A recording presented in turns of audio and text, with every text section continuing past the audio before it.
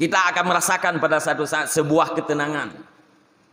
Wate perumoh katanya orang yang ibadat, drawa tenang ibadat, anak katanya orang ibadat, dipastikan sakinah itu akan hadir di dalam jiwa. Nyan sakinahnya nah datang pegah wago. Yang tuoh orang yang rasa. Nah datang pegah wago mah. Anggeje mesinana nyan keluarga miskin tapi asal keluarganya semayang mantuk nyampe na anggapnya udah susah lironnya yang nape. Susah ron udangnya. Jiwa. Itu pasti. Nyai mu ngadali tak tering nulis-tulis dalam kitab nyo atranyo yang tuah urang yang rasa. Urang si yang keluarga agaknya menan nyan gatnya yang tuah. Gerasa sebuah ketentraman jiwa. Dan itulah yang kita butuhkan dalam hidup ini. Kebahagiaan akhirat yang kita cari. Pikir kegedersi dan selamatkan. Masalah masa depan itu sudah ditentukan oleh Allah Subhanahu wa taala.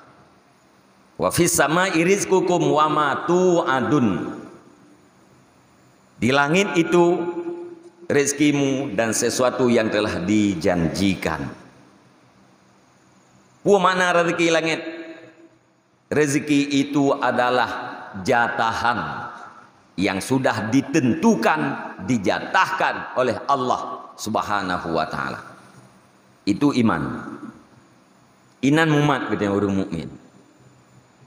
Artinya menyekan jatah katanya. Tetap hamrumpa. Jatah katanya hanji cok lego. Jatah gop hanji cok lagi deh. Anak pengaruh sepuh api. Tetap berjalan lagi. Apa yang ditakdirkan itu mesti terjadi. Cuman di saat orang ditakdirkan oleh Allah Subhanahu wa taala punya harta. Ilong hanalu istilahkan li orangnya kurang lepengnya orang kayanya hanalu istilahkan li istilah juku banyak harta. Orang banyak harta belum tentu dia itu orang kaya.